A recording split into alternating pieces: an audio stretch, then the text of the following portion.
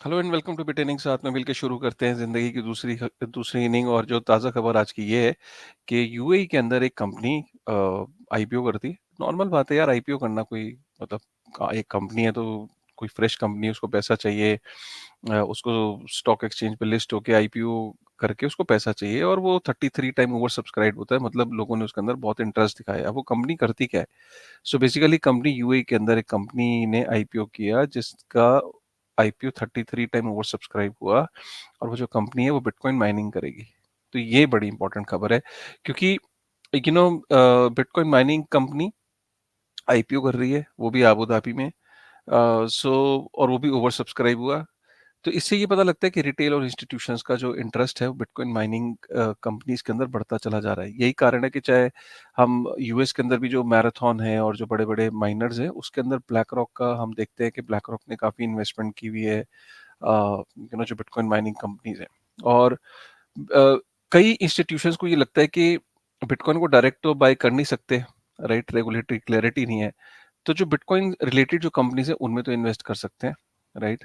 और ये कंपनी जो पहली आबू धाबी की बिटकॉइन माइनिंग कंपनी है जो आईपीओ जो कर रही है और 33 टाइम ओवर सब्सक्राइब हुआ, ये बहुत बड़ी खबर बन जाती है, क्योंकि इससे पता लगता है कि रिटेल और इंस्टीट्यूशंस दोनों का एक एपेटाइट है, एक भूख है कि किसी तरीके से वो बिटकॉइन माइनिंग कंपनीज के अंदर वो फ्यूचर देख रहे हैं। And this is just a great news in the region, क्योंकि यूएई कोई एशिया का पार्ट है, इंपॉर्टेंट हब है, टूरिज्म का हब है, रियल एस्टेट का हब है। और वहाँ पे अगर ऐसी न्यूज़ आती है तो ये बहुत ही पॉजिटिव न्यूज़ है। मैं एक बार इसको शेयर करके बताता हूँ आर्टिकल को। ये है बिटकॉइन यूएई में, उसने 370 मिलियन यूएस डॉलर रेज किया एंड आईपीओ ओवर सब्सक्राइब हुआ, और 33 फोल्ड ओवर सब्सक्रिप्शन था। तो ये बहुत इंपॉर्टेंट है, ठीक है। दूसरी खबर पे चलते हैं कि जो बिटकॉइन की ट्रांजैक्शंस हैं, वो पर ट्रांजैक्शन जो फी है वो बहुत ज़्यादा हाई चल रही थी, उसमें अब कमी आई है। अगर हम देखें तो एज ऑफ 24 ऑफ नवंबर 2023 जो बिटकॉइन के जो एवरेज फी पर ट्रांजैक्शन है वो 5.89 यूएस डॉलर आ गई है, जो कुछ दिन पहले वो $18 पर ट्रांजैक्शन तक पहुंच गई थी। तो एक ट्रांजैक्शन करने के लिए आपको $18 पे करने पड़ रहे थे, जो कि अब 5.89 यूएस डॉलर आ गई है, ठीक है। और जो कि ये इसमें ये भी देखा गया कि ये हो क्यों रहा है, क्योंकि ऑर्डिनल्स की वजह से जो हो रहा है, जो बिटकॉइन पे जो हम एनएफटीज देखते हैं उसकी मिंटिंग की वजह से काफ़ी ज़्यादा ब्लॉक स्पेस की डिमांड बढ़ गई है, और बिटकॉइन के नेटवर्क पे ट्रांजैक्शन फ़ी ऑटोमेटिकली उसको हाई होना ही है, क्योंकि जब इतनी ज़्यादा ब्लॉक स्पेस की डिमांड बढ़ गई तो जो जब ब्लॉक स्पेस लिमिटेड है और जब इतनी ज़्यादा डिमांड बढ़ जाती है तो फिर ऑटोमेटिकली जो प्राइस है ट्रांजैक्शंस की वो बढ़ जाती है, राइट? सो यही कारण है, और इसलिए ये देखा गया कि बिटकॉइन के जो माइनर्स हैं वो अच्छी खासी इनकम कमा रहे हैं। बहुत माइनर्स ने बहुत अच्छा पैसा कमाया है। यहाँ तक कि जो नवंबर अभी ख़त्म नहीं हुआ है, नवंबर का जो माइनिंग रेवेन्यू है उसने ऑलरेडी अक्टूबर के जो माइनिंग रेवेन्यू है उसको सरपास कर दिया है। तो ये देखा जा रहा है कि ऑर्डिनल्स की वजह से माइनर्स के मजे लग गए हैं, बल्ले बल्ले हो रही है। लेकिन जो रिटेलर है, जो नॉर्मल जो कंज्यूमर है, जो छोटा ट्रांजैक्शन करना चाहता है, ऑब्वियसली उसके लिए अच्छी खबर नहीं है। और यही बिटकॉइन की कहीं ना कहीं एक कमी है, जिसको छोटी ट्रांजैक्शंस के लिए बिटकॉइन का नेटवर्क सूटेबल नहीं है। इसीलिए बिटकॉइन के ऊपर लाइटनिंग नेटवर्क जैसी चीज़ें बनी है, ताकि जो माइक्रो ट्रांजैक्शन है, अगर किसी को $5 भी भेजना है तो वो $5 भेजने के लिए $6 की फीस तो नहीं दे सकता ना। तो यही कारण है कि लाइटनिंग नेटवर्क जो है वो माइक्रो ट्रांजैक्शन के लिए बना है, और बिटकॉइन के ऊपर जो रिटेल है वो, और जो जो छोटी ट्रांजैक्शन है, वो सारी की सारी लाइटनिंग नेटवर्क पे ही होगी फ्यूचर में। बिटकॉइन का जो नेटवर्क होगा वो बड़ी ट्रांजैक्शंस के लिए इस्तेमाल होगा, ठीक है। तो ये बहुत इंपॉर्टेंट चीज़ है। उसके बाद जो हैश रेट है, देखो ना, माइनर्स का हैश जो बिटकॉइन माइनिंग का जो हैश रेट है, मतलब जो प्रोसेसिंग पावर है बिटकॉइन की में, जो माइनिंग में आपको पजल सॉल्व करनी होती है, राइट? अगर आपको ब्लॉक को माइन करना है तो वो जो पजल सॉल्व करने के लिए जो प्रोसेसिंग पावर है वो अपने ऑल टाइम हाई पे है। अगर मैं इस चार्ट को देखूं तो आप ये देखिए, यहाँ पे 500 एक्सा हैश पहुंच गया पर सेकंड। अगर मैं इस चार्ट को देखूं, ये कितनी तेजी से स्टेडीली बढ़ता चला जा रहा है। इसका मतलब ये है कि बिटकॉइन की जो प्रोसेसिंग पावर है वो हाई होती चली जा रही है। उस पजल को सॉल्व करने के लिए आपको ज़्यादा से ज़्यादा प्रोसेसिंग पावर अपने अपना हार्डवेयर डिप्लॉय करना पड़ेगा अगर आपको अब बिटकॉइन को माइन करना है। ये पूरी खबर हैकर्स के लिए भी है। अगर किसी को 51% अटैक करना है तो उसको भी सोचो कितना डिफिकल्ट हो गया है बिटकॉइन पे अटैक करना। हाई हैश रेट सजेस्ट के अब बिटकॉइन का नेटवर्क बहुत ज़्यादा सिक्योर होता चला जा रहा है, पहले से भी बहुत सिक्योर होता चला जा रहा है और जितना सिक्योर होता चला जाएगा उतना ही उस पर अटैक करना और ज़्यादा मुश्किल होता चला जाएगा, राइट? पहले भी मुश्किल था लेकिन अब तो it is close to impossible कि अगर इतने बड़े नेटवर्क पे 51% प्रोसेसिंग पावर को ऑक्यूपाई करने के लिए कितना बड़ा अटैक करने की ज़रूरत पड़ेगी, कितने बिलियंस में पैसे चाहिए होंगे और कितना हार्डवेयर चाहिए होगा, कितनी फैसिलिटी चाहिए होगी, तो जाके आप बिटकॉइन के नेटवर्क पे अटैक कर पाओगे। So this is a good news in a sense for a bitcoin security, not a great news for miners because miner को और ज़्यादा मेहनत करनी पड़ेगी। लेकिन माइनर को पता है कि यार ये उसके पास गोल्डन चांस है, हाल्वनिंग से पहले ज़्यादा से ज़्यादा बिटकॉइन कमा लो क्योंकि हाल्वनिंग जब अप्रैल या मई के आसपास आएगी तो रिवॉर्ड आधा हो जाएगा, इसलिए माइनर्स को वैसे भी ऑर्डिनल से बहुत कमाई हो रही है, तो इसलिए माइनर्स भी उनका इंटरेस्ट लूज नहीं हो रहा है, उल्टा वो ज़्यादा से ज़्यादा मशीन्स को डिप्लॉय कर रहे हैं क्योंकि ज़्यादा से ज़्यादा इनकम की अपॉर्चुनिटी है। एक बड़ी अजीबो-गरीब खबर है और जो कि आज का टाइटल भी है, वो ये कि बिटकॉइन का एक माइनिंग पूल है, F2 पूल, उसने ओफैक ट्रांजैक्शन सेंसरशिप फ़िल्टर लगाया, राइट? जो कि कम्युनिटी को पसंद नहीं आया और उसे बैकलैश सहना पड़ा। मतलब उसे जिसे कहते हैं कि भर-भर के लोगों ने बातें सुनाई, बुरा-भला कहा कि ultimately what you are doing is something that is against the ethos of bitcoin. Bitcoin का जो नेटवर्क है वो सेंसरशिप रेजिस्टेंट माना जाता है, राइट? सेंसरशिप रेजिस्टेंट का मतलब ये है कि अगर ए ने बी को ट्रांजैक्शन भेजी है बिटकॉइन के नेटवर्क पे तो उसे कोई नहीं रोक सकता, राइट? लेकिन एक चीज हो सकती है, वो और वो चीज माइनर लेवल पे माइनर ने करने की कोशिश करी। माइनर ने क्या करा कि जैसे जो ओफेक जैसे कुछ एड्रेसेस हैं वो क्रिमिनल के एड्रेसेस हैं, सपोज जिन एड्रेसेस को यूएस गवर्नमेंट मानती है कि ये एड्रेसेस क्रिमिनल्स को बिलोंग करते हैं, राइट? सपोज अब वो एड्रेसेस से अगर कोई ट्रांजैक्शन निकलती है और कहीं वो ट्रांजैक्शन जाती है तो जब वो ट्रांजैक्शन इंक्लूड माइनर का काम क्या होता है, माइनर का काम होता है कि ब्लॉक के अंदर वो ट्रांजैक्शंस को इंक्लूड करता है, ठीक है?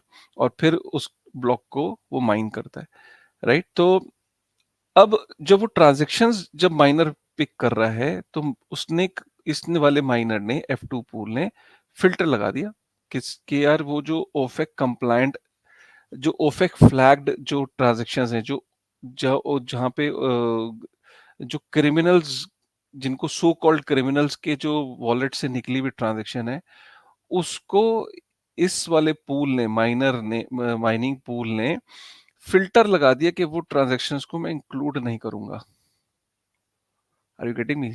तो जैसे हम इथेरियम के ऊपर भी सुनते हैं ना कि वहां पे वैलिडेटर यू नो उस ओफेक कंप्लायंस के केस में 70% तक इथेरियम पहुंच गया था। यहाँ पे भी F2 पूल ने फिल्टर लगा के कुछ ट्रांजैक्शंस को छोड़ दिया जो कि क्रिमिनल के वॉलेट से निकली है, ठीक है?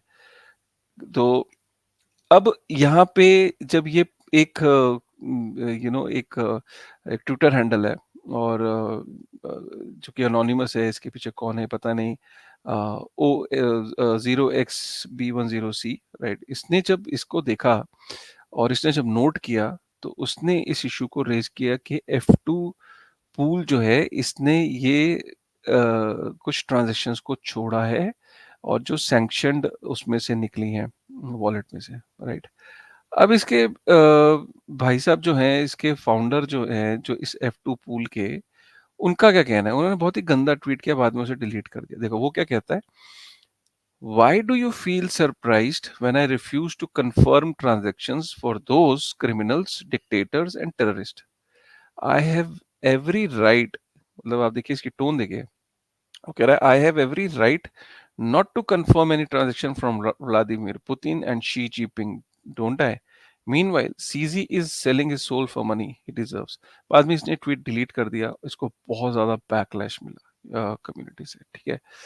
एंड होता क्या है, अब ये जो F2 पूल है, राइट, ठीक है, इसने फिल्टर करा, इसने फिल्टर लगाया, इसने ट्रांजैक्शंस को इंक्लूड नहीं होने दिया, लेकिन जो कम्युनिटी, ये जो पूल है, इस पूल के अंदर ये कोई पूल का को ओन नहीं करता है इसका फाउंडर। बेसिकली बहुत सारे लोगों ने अपने रिसोर्सेज जो हैं वो इस पूल में इकट्ठा किए हुए, मतलब एक तरीके से पूल इन किया हुआ है, तभी तो इसका नाम पूल है।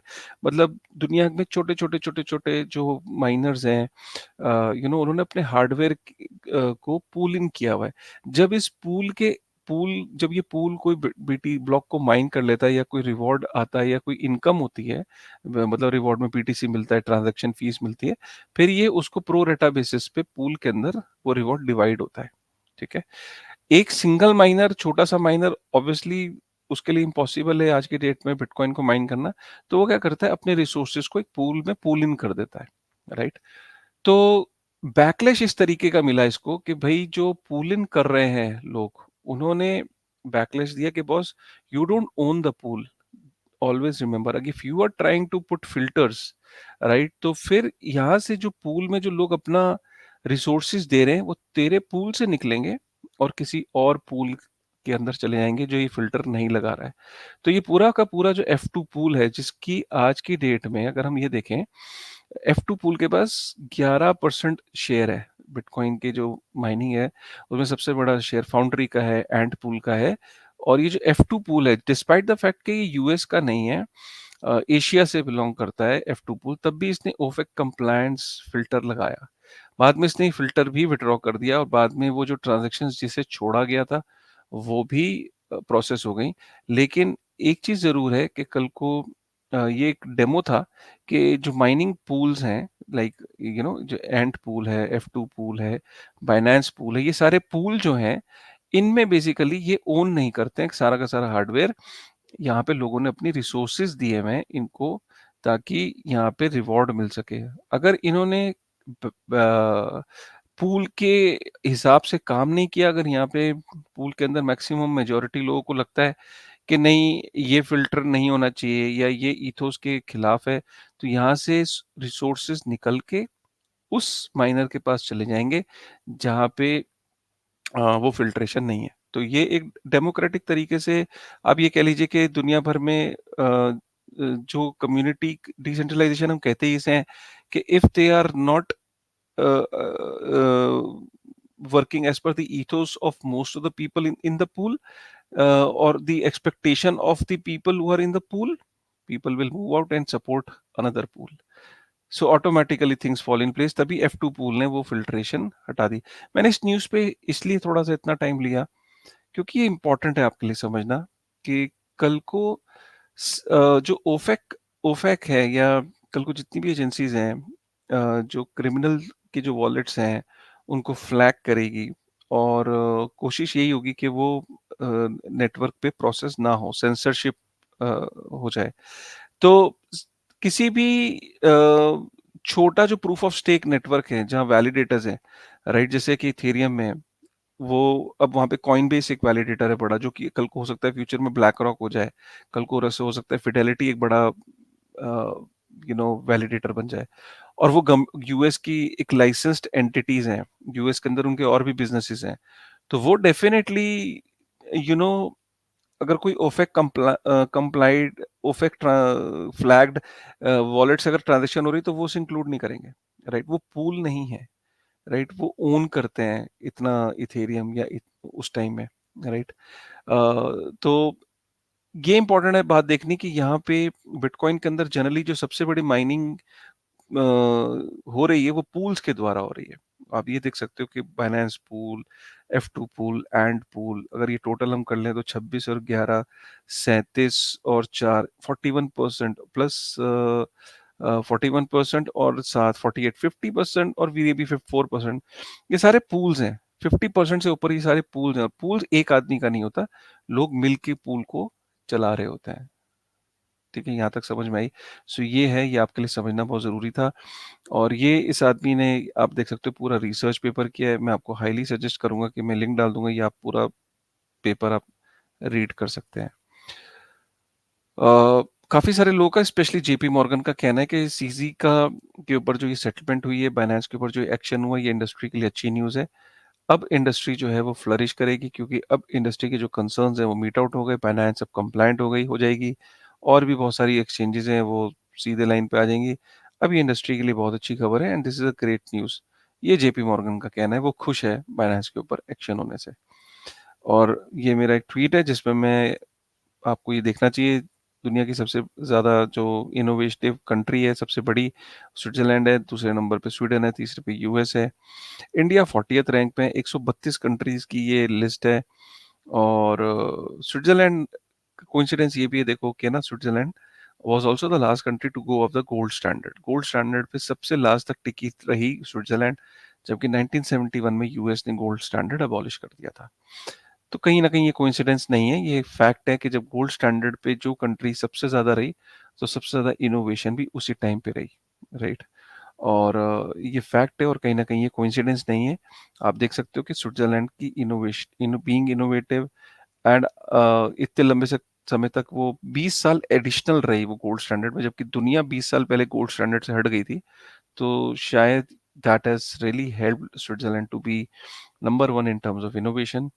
और ये एक चार्ट है इकोनोमेट्रिक्स का, जो कहता है कि बिल्कुल एग्जैक्टली वैसा ही प्ले हो रहा है जैसे पहले की हार्वनिंग हार्वनिंग के दौरान जो बेयर मार्केट आई, हार्वनिंग से पहले जो बेयर मार्केट्स आई, पहले भी ऐसी बेयर मार्केट्स आती रहीं, और एग्जैक्टली इस बार भी वैसा ही चार्ट और वैसा ही पैटर्न बन रहा है। अगर वो कहते हैं कि भाई फर्स्ट हार्विंग देखो ग्रीन वाला, तो आप ग्रीन वाले में बॉटम 400 411 दिन बाद 85% का बॉटम हुआ था, और वो पहले डाउन हुआ और फिर उसके बाद ये अप गया, राइट। और उसके बाद यहाँ पे ब्लू वाला भी देखें, तो ब्लू वाला भी 364 दिन के बाद 84%, मतलब पहले वाला हार्वनिंग के बाद 85% करेक्शन आई, दूसरे हार्वनिंग के बाद 84% करेक्शन आई, तीसरी हार्वनिंग के बाद 77% करेक्शन आई 365 दिन के बाद। तो यहाँ पे इंपॉर्टेंट बात यह है कि लास्ट की जो दो बियर मार्केट थी हार्वनिंग के बाद, उन्हें 1000 दिन लगे वापस अपना ऑल टाइम हाई रिक्लेम करने में। और यहाँ पे अब देखा ये जा रहा है कि there is no guarantee bitcoin will go up in a straight line, but so far so good. मतलब यहाँ से अगर इसी पैटर्न को फ्लो फॉलो करता है, तो बिटकॉइन इस अभी यहाँ पे जो इस हार्वनिंग से पहले 800 दिन के आसपास की बेयर मार्केट हो गई है, राइट। तो क्या ये 800 दिन से